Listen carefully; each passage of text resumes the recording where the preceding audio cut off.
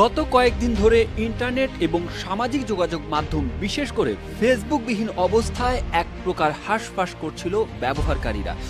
অবশেষে আজ রাত থেকেই পরীক্ষামূলকভাবে সারা দেশে বাসাবাড়িতে ব্রডব্যান্ড ইন্টারনেট চালু হচ্ছে, আর আগামী রোববার বা সোমবারের মধ্যেই মোবাইল ইন্টারনেট চালু হবে।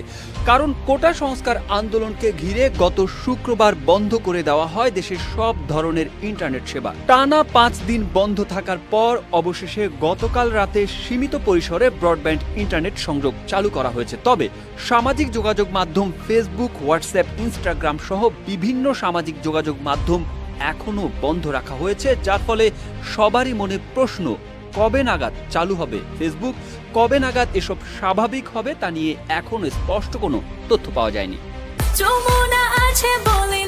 যমুনা রেফ্রিজারেটর, খাবার ফ্রেশ তো লাইফ জম্পেশ।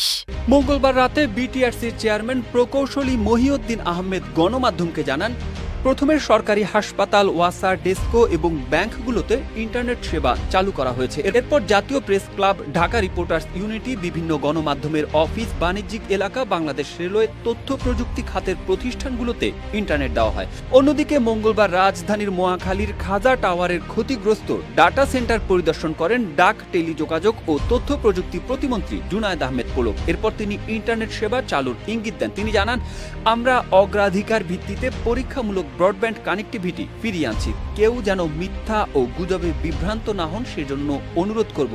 মিথ্যার সংবাদ দেখে আপনারা কেউ বিভ্রান্ত হবেন না, আবেগতাড়িত হবেন না। মূল ধারার গণমাধ্যমগুলোর সংবাদকে প্রাধান্য দিতে হবে, সেগুলো সবার আগে জনগণকে গ্রহণ করতে হবে। কোটা প্রথা নিয়ে এবারের আন্দোলন ছিল দ্বিতীয় দফার আন্দোলন। মূল আন্দোলন শুরু হয়েছিল 2018 সালের জানুয়ারি থেকে। বিষয়টি আদালত পর্যন্ত গড়ালে আন্দোলন থেমে গিয়েছিল। পরে আদালতের এক রায়ের পরে দ্বিতীয় দফা আন্দোলন শুরু হয় গত জুনে। এরপর তা ক্রমান্বয়ে সহিংস রূপ নেয়। এ অবস্থায় সরকার সব ধরনের ইন্টারনেট সংযোগ বন্ধ করে দেয়। গত 18 জুলাই রাত আনুমানিক 9টা পর্যন্ত ব্রডব্যান্ড ইন্টারনেট বা ওয়াইফাই সংযোগ চালু ছিল। এরপর সেটি পুরোপুরি বন্ধ হয়ে যায়। একই ঘটনা ঘটে মোবাইল ইন্টারনেটের ক্ষেত্রেও। ফলে সামাজিক যোগাযোগ মাধ্যম ব্যবহার সহ ইন্টারনেট কেন্দ্রিক কার্যক্রমও বন্ধ হয়ে যায়। অনলাইন নিউজ পোর্টাল সহ সংবাদ মাধ্যমগুলোর কার্যক্রমেও এর প্রভাব দেখা যায়।